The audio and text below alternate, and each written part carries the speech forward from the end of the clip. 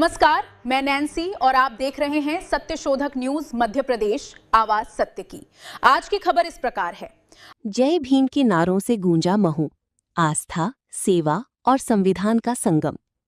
महू में भारत रत्न डॉक्टर भीमराव अंबेडकर की 135वीं जयंती के अवसर पर उनकी जन्मभूमि महू में 12 से 14 अप्रैल तक आयोजित 3 दिवसीय महोत्सव श्रद्धा, सेवा और सामाजिक समरसता का प्रतीक बनकर सामने आया।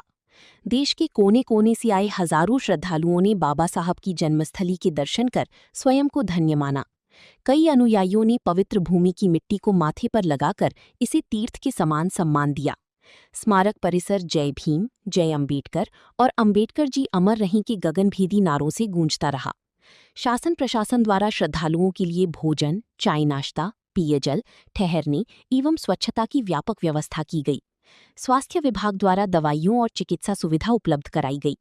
विभिन्न सामाजिक, धार्मिक एवं स्वयंसेवी संस्थाओं ने सेवा भाव से ठंडी पेय, नाश्ता और विश्राम की व्यवस्था की।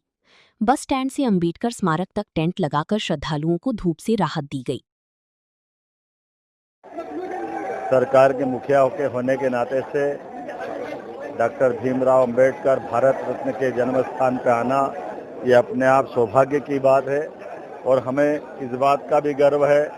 डॉक्टर भीमराव अंबेडकर ने जीवन भर जिन बातों को लेकर के अपनी यात्रा प्रारंभ की, आज़ादी के पहले देश के अंदर सामाजिक समरसता को लेकर के हमारे दलित, पिछड़े, कुचले सभी वर्गों को उनके अधिकारों को लेकर जिस प्रकार से लड़ाई लड़ी और उसका परिणाम आया कि आज़ादी के बाद संविधान के माध्यम से सभी वर्गों को समान रूप से लेके चलने के लिए वो अमर ग्रंथ की रचना डॉक्टर भीमराव अंबेडकर की अध्यक्षता में हुई और भारत ने वो संविधान को अपनाया। ये भी एक कटु सत्य है कि अंबेडकर जी की जो भावना रही वो सदैव स्त्री पक्ष को मजबूत करने की रही है।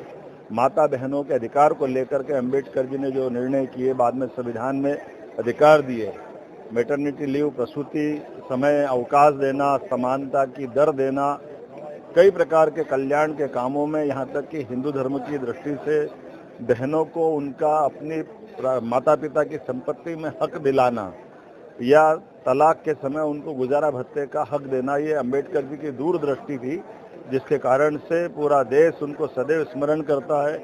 मुझे गर्व है आज के समय में अंबेडकर जी की भाव को आगे बढ़ाते हुए माननीय प्रधानमंत्री श्रीमान नरेंद्र मोदी जी अब उसी भाव के आधार पर 33% का आरक्षण दे करके बहनों को उनका लोकसभा विधानसभा में भी संवैधानिक दायित्व का निर्णय दे करके एक तरह से लोकसभा विधानसभा में पर्याप्त प्रतिनिधित्व देने जा रहे हैं। 21 शताब्दी का यह सबसे बड़ा निर्णय अंबेडकर जी की जयंती के जोड़कर देखा जाना चाहिए।